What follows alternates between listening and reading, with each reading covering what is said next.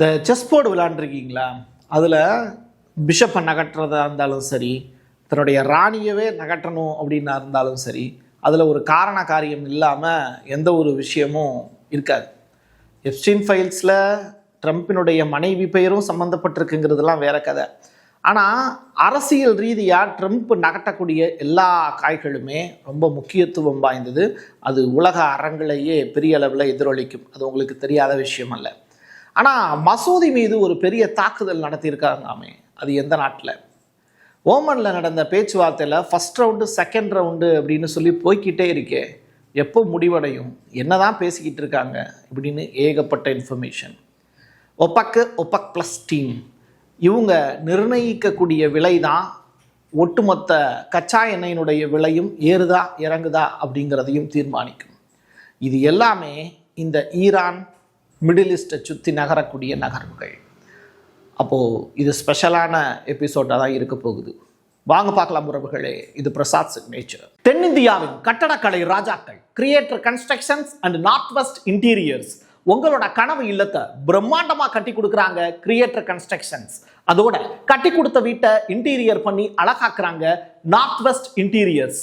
தொடர்புக்கு 72907991. உங்களுடைய தொழில் சம்பந்தமான விளம்பரங்களை நமது சேனலில் ஒளிபரப்ப உங்களுக்கான அருமையான வாய்ப்பு. இஸ்ரேலுடைய வைனட் அப்படின்னு சொல்லிட்டு ஒரு செய்தி நிறுவனம் வெளியிட்டு இருக்கக்கூடிய மிக முக்கியமான செய்தி. அமெரிக்கா விரைவில் டெஹ்ரானுக்கு ஒரு இறுதி எச்சரிக்கையை வழங்கும் அப்படின்னு சொல்லியிருக்காங்க. வாஷிங்டனுடைய நிபந்தனைகளின்படி ஒரு ஒப்பந்தத்தை ஏற்கணும், அப்படி இல்லை அப்படின்னா போரை சந்திக்கணும். ரெடியா அப்படின்னு கேட்குறாங்க. அதுக்கு தானே நான் காத்துக்கிட்டு இருக்கேன் அப்படின்னு சொல்கிற மாதிரி ஈரான் சைட்லையும் இருந்தும் எல்லாமே ரெடி பண்ணி வச்சிட்ருக்காங்க. இப்படிப்பட்ட நிலையில தான் ஓமனில் அந்த பேச்சுவார்த்தைங்கிறது தொடங்கியிருக்கு. அமெரிக்கா ஈரான் பேச்சுவார்த்தைகள் குறித்து ஜான் போல்டன் அப்படிங்கிற நபர் பேசியிருக்கார். இவர் யார் அப்படின்னா நேஷனல் செக்யூரிட்டி அட்வைசர், முன்னாள், சரியா, இந்நாள் கிடையாது. இப்போது அவர் சொல்கிறாரு, இந்த சந்திப்புகள் எல்லாமே பிராணவாயுவை வீணடிக்கக்கூடிய செயல். அதாவது நீ மூச்சு முட்டி கத்திரி இல்லை அந்த ஆக்சிஜன், அதையெல்லாம் வேஸ்டடா அப்படிங்கிறாரு. என்ன சொல்ல வர்றாரு? இது போரில் தான் போய் முடியும் அப்படின்னு சொல்ல வர்றாரு. இந்த விஷயத்தில் ஈரானுக்கும் அமெரிக்காவுக்கும் இடையில ஒருமித்த கருத்து அப்படிங்கிறது வரப்போகிறதே இல்லை. இது ஒரு சம்பிரதாய பேச்சுவார்த்தையாகவே மாறிப்போச்சு. இவ்வளவு நாள் டிலே பண்ணதே ஒரு பெரிய ராஜதந்திரம். யாரோடது? ட்ரம்பினுடைய ராஜதந்திரமாகத்தான் பார்க்கப்படுது. இதனுடைய விளைவுகள் அப்படின்னு சொல்லி இந்த நாள் வரைக்கும் அனுபவிச்சது யாருன்னா அமெரிக்கா, ஈரான் கிடையாது. ஈரானில் டாலருடைய ரேட்டு எங்கே இருக்குது? அவங்க வச்சுருக்கக்கூடிய நாணயத்தினுடைய ரேட்டு ரொம்ப பெரிய அளவில் தொய்வடைஞ்சு போயிருக்கு. அதுதான் யதார்த்தமான விஷயம். இந்த பீஸ் டீல் அப்படிங்கிறதே ஒரு நேர விரயம் அப்படின்னு சொல்லியிருக்காரு இந்த ஜான் போல்டன் அப்படிங்கிற நபர். கரெக்டாக தான் சொல்கிறாரோ? அமெரிக்காவினுடைய கூட்டாளிகள் அனைவரும் தங்கள் இறையாண்மையை அமெரிக்காவிடம் ஒப்படைத்து விட்டனர் அப்படிங்கிற இது நாள் வரைக்கும் ரஷ்ய அதிபர் புட்டின் ரொம்ப பெரிய அளவில் கோபமாவோ காட்டமாவோ பேசி நம்ம ரொம்ப ரேராக தான் பார்ப்போம். அந்த வகையில் புட்டின் பேசி இருக்கக்கூடிய விஷயம் மேற்குலகம், யூரோப்பியன் கண்ட்ரிஸ் மேலே பயங்கர காண்டில் இருக்காரு. உலகத்தை ஒட்டுண்ணி போல சுரண்டுறதுக்கு அனுமதிக்கிறது இந்த மேற்கத்திய நாடுகள் தான். டாலருடைய சக்தியும் தொழில்நுட்ப மேலாதிக்கத்தின் மூலமாகவும் அவங்க கொள்ளையடிச்சுக்கிட்டு இருக்காங்க அப்படின்னு சொல்கிறார். உழைக்காமலே கிடைச்ச காணிக்க, நம்ம ஊரில் சொல்லுவாங்கல்ல, நம்ம ஊரில் வந்து பார்த்திங்கன்னா பெரிய பெரிய கோயில்களில், இப்போ சின்ன முனியசாமி கருப்புசாமி கோயில் எல்லாம் பார்த்திங்கன்னா நம்ம ஆளுங்க இருப்பாங்க. பெரிய பெரிய கோயிலெல்லாம் பார்த்திங்கன்னா ஐயமாருங்க வந்து இப்படி தட்டில் கை ஏந்திட்டு பிச்சை எடுப்பாங்கல்ல, அது மாதிரியான எப்படி உழைக்காமல் கிடைத்த ஒரு செழிப்பான காணிக்கையை போன்றது. மேலாதிக்கத்துக்கான வாடகையும் வசூலிக்க உதவக்கூடிய புதிய காலனித்துவ அமைப்பை பாதுகாப்பதற்காக எந்த எல்லைக்கும் செல்வதற்கு இப்போ என்ன பண்ணுறாங்க, மேற்குலக நாடுகள் தயாராக இருக்காங்க. ஆனால் அவங்க பாணியிலேயே நாங்களும் அவங்கள போய் அடிப்போம் அப்படிங்கிறாரு ரஷ்ய அதிபர் புட்டின். ரெண்டாவது, அவர் ஈரானுக்கு சப்போர்ட் பண்ணுறாரா இல்லையா அப்படிங்கிறது தொடர்பான விவரங்களும் இதில் நம்ம பேச போகிறோம். இப்போது மிக முக்கியமான ஒரு ஸ்டேட்மெண்ட் ஒன்று ரிலீஸ் ஆயிருக்கு. அது என்னன்னு பார்ப்போம். Dollar shortage in the country. At a speech at the Economic Club of New York in March, I outlined a strategy. It came to a shift split and dollar related on. I would say grand culmination in December when one of the largest banks in Iran went under. There was a run of the bank, the central bank. ஈரானுடைய bank பத்தின விவரங்கள். Currency went into free fall, inflation exploded, and ஈரானுடைய currency fall down. We will continue monitoring all the partners, all the Iranian partners. பேசிட்டே போவார். நம்ம அடுத்ததா அவர் என்ன சொன்னாருங்கிறத தமிழ்ல பண்ணி கேட்டிடுவோம். ஈரான்ல சமூக அமைதியின்மையை தூண்டுவதற்காக அமெரிக்கா டாலரை ஒரு ஆயுதமாக பயன்படுத்தியது அப்படின்னு அமெரிக்காவினுடைய கருவூலத்துறை செயலர், இந்த காசெல்லாம் புழங்குவாங்கல்ல கருவூலம், அந்த கருவூலத்தினுடைய செக்ரட்டரி ஸ்காட் பெசன்ட் அப்படிங்கிற நபர் இப்போ ஒரு உண்மையை போட்டு உடைச்சிருக்கார். நீங்கள் கடந்த ஜனவரி மாதத்தில் இருந்து டிசம்பர் மாதம் வரைக்குமே ஒரு பெரிய ராஜதந்திர நடவடிக்கை ஈரானில் மேற்கொள்ளப்பட்டது அமெரிக்கா சைடில் இருந்து. அதை நீங்கள் யாருமே புரிஞ்சுக்கல. இப்போ ஈரானில் அங்கே இருக்கக்கூடிய ரியாலுடைய மதிப்பு ரொம்ப பெரிய அளவில் டவுன் ஆகிருக்குல்ல. அது காரணம் என்ன தெரியுமா? அமெரிக்கா செஞ்ச சூழ்ச்சி தான். அங்கே இருக்கக்கூடிய பேங்க் பார்த்திங்கன்னா திவால் ஆகிறதுக்கு காரணம் அமெரிக்கா தான். அவங்களுடைய நாணயம் டோட்டலாக டவுன் ஆனதுக்கு காரணமும் அமெரிக்கா தான். டாலரை ஹை ஸ்டாண்டர்டில் கொண்டு வர்றதுக்கு இப்போது ஈரானில் மக்களை பார்த்திங்கன்னா எந்த அளவுக்கு ஒவ்வொருத்தருக்கு ஒருத்தர் அடிச்சுக்கிறாங்க, அது எல்லாமே கொண்டு வந்தது அமெரிக்காவினுடைய பக்கா ஸ்கெட்சு அப்படின்னு சொல்கிறாரு இந்த கருவூலத்தினுடைய செக்ரட்டரி ஸ்காட் அப்படிங்கிற நபர்.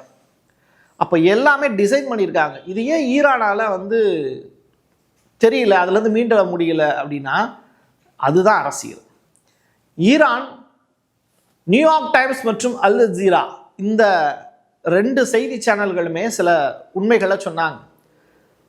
அது என்ன அப்படிங்கிறத நான் உங்களுக்கு ஏற்கனவே சொல்லியிருக்கேன். அல் ஜசீராலேருந்து சொல்லப்பட்ட செய்திகள்லாம் நம்ம பலமுறை பார்த்துருக்கோம்.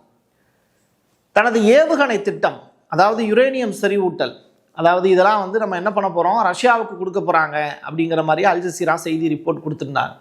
அது மட்டும் கிடையாது, தொடர்ச்சியாக அந்த ஹைபர்சோனிக் மிசைலை தயாரிக்கிறதை நிறுத்திக் கொள்வோம் அப்படிங்கிற மாதிரியான ஸ்டேட்மெண்ட்டையும் நியூயார்க் டைம்ஸ் செய்தி வெளியிட்டிருந்தாங்க. இஸ்ரேலுடைய வேண்டுகோளின்படி அதை செய்ய போகிறாங்க அப்படின்னு. பட் இதெல்லாமே அந்த பேச்சுவார்த்தையிலேயே இல்லை அப்படிங்கிற உண்மை இப்போ வெளியாயிருக்கு. ஒன்லி அணுசக்தி ரிலேட்டடான விஷயங்கள் மட்டும்தான் பேசியிருக்காங்க அப்படின்னு. சரி, அமெரிக்கா தனது முந்தைய அணுகுமுறையிலேயே நீடிச்சிச்சுன்னா அணுசக்தி பேச்சுவார்த்தைகள் தோல்வியடையும் அப்படின்னு ஈரானுடைய அதிகாரி இப்ராஹிம் ரஸாய் இப்போ எச்சரிக்கை விடுத்திருக்கார். ஸோ நீங்கள் நியூக்ளியர் ரிலேட்டடான திட்டங்களை மட்டும்தான் பேசணும். அதை தாண்டி வேறு ஏதாவது பேசுனீங்கன்னா மீதி நீங்கள் பேசணும்னு நினச்சக்கூடிய மொத்த எல்லா விஷயங்களுமே கொலாப்ஸ் ஆகிடும். ஸோ பத்திரிகை செய்திகள் அப்படிங்கிறது உண்மை அல்ல அப்படின்னு ஈரான் சைடில் இருந்து ஒரு விஷயத்தை ரிவீல் பண்ணியிருக்காங்க. பாகிஸ்தானுடைய இஸ்லாமாபாத்தில் இருக்கக்கூடிய மசூதியில் இருக்கக்கூடிய ஒரு குண்டுவெடிப்பு, குறைந்தது ஒரு 15 பேர் இங்கே கொல்லப்பட்டிருக்கலாம், 85க்கும் மேற்பட்டோர் காயமடைந்திருக்கலாம் அப்படிங்கிறது செய்தி. வெள்ளிக்கிழமை தொழுகையின் போது தர்லாய் அப்படின்னு சொல்லிட்டு ஒரு பகுதி, அங்கே இருக்கக்கூடிய ஒரு மசூதி, அங்கே ஒரு தற்கொலைப்படை தாக்குதல். அந்த தாக்குதலில் இவ்வளவு பேர் இறந்து போயிருக்காங்க. இது எதுக்கு வேண்டாத வேலை அப்படிங்கிற கேள்வி. இன்னொரு புறம் என்ன அப்படின்னா, பலுச் இன மக்கள் தொடர்ச்சியாக பாகிஸ்தானில் இந்த குழுவினர் தொடர்ச்சியாக அட்டாக் பண்ணிக்கிட்டே இருக்காங்க. இதில் பாகிஸ்தானுடைய இராணுவ வீரர்கள் வேற ஒரு 80 பேர் இறந்து போனதை நீங்கள் மறந்துருக்க மாட்டீங்க. இப்போது ஈரான் தனது அணுசக்தி கோப்பு குறித்து சீனாவினுடைய துணை அமைச்சர் காசேம் கரிபா பாடி அப்படிங்கிற நபர்கிட்ட இப்போது பேசியிருக்காரு அப்படிங்கிறது. அதாவது மூத்த சீன அதிகாரிகளோடு இவங்க விவாதிச்சிருக்காங்க அப்படிங்கிற அந்த தகவலும் வெளியாயிருக்கு. சீனா ஈரானோடு நெருங்கிய டைப்பில் இருக்குது. நீங்கள் சீனாவை ஈரான்கிட்ட இருந்து பிரிச்சிடலாம் அப்படின்னு அமெரிக்கா பெருசாக திட்டம் போடுறாங்க.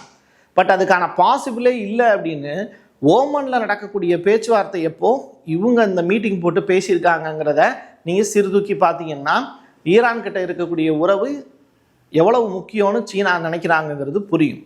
சரி, இதை ஈரானிய அரசு ஊடகமே செய்தியாக வெளியிட்டிருக்காங்க. ரஷ்யா அதிகாரப்பூர்வமாக இப்போ ஒரு செய்தி சொல்லியிருக்காங்க. தாக்குதல் ஏற்பட்டுச்சு அப்படின்னா, இங்கே அமெரிக்கா ஈரானை அட்டாக் பண்ணாங்கன்னா ரஷ்யா ஈரானை கைவிடாது அப்படிங்கிற ஒரு நம்பிக்கை ததும்பிய வார்த்தைகளையும் பதிவு செஞ்சுருக்காங்க. இப்படிப்பட்ட நிலையில் பாகிஸ்தானை சேர்ந்த அதிகாரிகள் என்ன சொல்லியிருக்காங்க, ஈரானில் எந்நேரமும் போர் வரலாம், அதனால் அந்த நாட்டில் இருக்கக்கூடிய நம்முடைய மக்கள்லாம் வெளியேறிடுங்க அப்படிங்கிற அந்த உத்தரவு கொடுத்துருக்காங்க. அமெரிக்காவும் இதே ஸ்டேட்மெண்ட்டை சொல்லியிருக்காங்க. பட் இந்தியா என்ன கண்டிஷனில் இருக்குது, இந்தியா ஏன் வந்து ஈரானில் இருக்கக்கூடிய தன்னுடைய மக்களை வந்து வெளியில் வாங்க, அவசரமாக வெளியில் வந்துருங்க, உங்களுக்கான ஏற்பாடுகள் செஞ்சு தரோம் அப்படின்னு ஏன் சொல்லலை அப்படின்னு சொல்லிட்டு கேட்கும்போது, ஈரானுடைய நிலவரத்தை இந்தியா உன்னிப்பாக கண்காணித்து வருகிறது, வான்வெளி திறந்து தான் இருக்குது, ஸோ நோ இஷ்யூ, எப்போனாலும் வந்து ஃப்ளைட்டில் வந்துக்கலாம், அதனால் நீங்கள் யாரும் கவலைப்பட தேவையில்லை அப்படின்னு வெளியுறவுத்துறை அமைச்சர் ஜெய்சங்கர் நாடாளுமன்றத்தில் தெரிவிச்சிருக்கார். இது என்னப்பா புதுசாக இருக்குது, எவ்வளவு பெரிய ப்ராப்ளம் போயிட்டு இருக்கு, வான்வெளி திறந்துருக்குங்கிறாங்க, வித்தின் செகண்டில் அந்த முடிவு எடுத்துருவாங்க வான்வெளி க்ளோஸ் ஆக போகுது அப்படின்னு. ஸோ அந்த மாதிரி அனௌன்ஸ்மெண்ட் கொடுத்துட்டாங்கன்னா உடனே எப்படி ஃப்ளைட் பிடிச்சி கிளம்பி வர முடியும், டிக்கெட்லாம் புக் பண்ண வேண்டாமா, அங்கே இருக்கக்கூடிய ஏற்பாடுகள்லாம் செய்ய வேண்டாமா, இப்படி ஒரு நாடு, அந்த நாட்டில் நம்மெல்லாம் மக்கள். சரி, ஓகே, அது ஒரு பக்கம். ஈரானிய பாதுகாப்பு அமைச்சரை ஜனாதிபதி இல்காம் அலியேவ் அப்படிங்கிற நபர் சந்திச்சிருக்கார். இவர் யார் அப்படின்னா அஜர்பைஜானுடைய ஜனாதிபதி. இந்த மீட்டிங் ரொம்ப ரொம்ப இம்பார்ட்டன்ட் ஆனது. ஓமனுடைய ஃபாரின் மினிஸ்ட்ரி சைடில் இருந்து ஒரு பேச்சுவார்த்தைக்கு வந்திருக்காங்க. அவங்க உக்காந்துருக்காங்க, ஏன்னா அவங்களுடைய நாட்டில் அந்த பேச்சுவார்த்தை நடக்குது, அவங்க உக்காந்துருக்காங்க, ஓகே. பட் இந்த பக்கம் அஜர்பைஜானுடைய இந்த மனுஷன் ஏன் வந்து உக்காந்துருக்காருங்கிறது தான் கன்ஃபியூஷன். இவர் அதிபராக இருக்கும்போது தான் ஈரானுடைய முன்னாள் அதிபர் ரைசி அவர்கள் ஹெலிகாப்டர் விபத்தில் இறந்து போனார். ஞாபகம் இருக்கா அவங்களுக்கு? அது ஆக்சிடென்ட் அப்படின்னு சொல்கிறாங்க ஒரு பக்கம், பட் அது கொலையாக கூட இருக்கலாம், அது மொசாட்டினுடைய வேலையாக இருக்கலாம், அதற்கு துணை போடுறது அஜர்பைஜானாக இருக்கலாம், அஜர்பைஜானுக்கு ஓகே சொன்னது துருக்கியாக இருக்கலாம், அப்படின்னு அந்த செயின் வந்து மூவ் ஆகி போயிட்டே இருக்கு. எது எப்படியோ அமெரிக்காவும் ஈரானும் பேச்சுவார்த்தையை தொடங்கினதுனால எண்ணெயோட ரேட்டு வந்து 1% இன்க்ரீஸ் ஆயிருக்கு. இதனடா புதுக்கதையாக இருக்குது அப்படின்னா, ஒபக் ப்ளஸ் அப்படின்னு சொல்லிட்டு 2 டீம் இருக்காங்க. அந்த 2 டீமில் சவுதி அரேபியா, ரஷ்யா உள்ளிட்ட முக்கியமான கண்ட்ரிஸ் எல்லாமே அவங்க தான் என்ன பண்ணுவாங்க, எண்ணெயோட ரேட்டை தீர்மானிப்பாங்க. இன்றைக்கி ஒரு பேரலோட ரேட் எவ்வளவு அப்படிங்கிறத தீர்மானிக்கிறது அந்த ஒபக் ப்ளஸ் டீம் தான் தீர்மானிக்கும். ஸோ அந்த வகையில் இப்போ ப்ரைஸ் வந்து ஹைக் ஆகிருக்கு. அதை நீங்கள் தெளிவாக ஒப்பிட்டு பார்த்தீங்கன்னா புரியும். இனப்படுகொலையை தடுக்கவே ஐநா அப்படிங்கிற அமைப்பு நிறுவனப்பட்டது. ஆனால் காசாவில் இனப்படுகொலையை தடுக்கிறதுக்கு ஐநாவால் முடியலையே, அப்போ அந்த அமைப்பு எதுக்கு அப்படிங்கிற கொஸ்டினை இப்போது குஸ்டவா பெட்ரோ, யார், கொலம்பியாவினுடைய ஜனாதிபதி கேள்வியாக கேட்டிருக்கார். இது நாள் வரைக்கும் அடித்து நாரிக்கிட்டு இருந்த அமெரிக்க ஜனாதிபதியும் இவரும் இப்போது ஒரே டைனிங் டேபிளில் உட்காந்து லஞ்ச் சாப்பிட்ருக்காங்க எங்கே, அமெரிக்காவில். அதற்கு அப்புறம் தான் இவர் இந்த ஸ்பீச்சை கொடுத்துருக்கார். இதையும் நீங்கள் உன்னிப்பாக கவனிச்சிங்கன்னா இப்போ எதுக்கு இவர் இந்த ஸ்டேட்மெண்ட்டை சொல்கிறாருங்கிறது புரியும். ஏன்னா இப்போது கொலம்பியா அமெரிக்காவுக்கு சாதகமான ஒரு விஷயங்களில் ஈடுபடுது. அப்போ ஐநாவுக்கு பதிலாக இந்த போர்ட் ஆஃப் பீஸ் அப்படிங்கிற ஒரு விஷயத்த இங்கே காசாவில் கொண்டு போய் நிறுவுறதுக்கு இவரும் இப்போ ஹெல்ப் பண்ணுற மாதிரி தான் தெரியுது.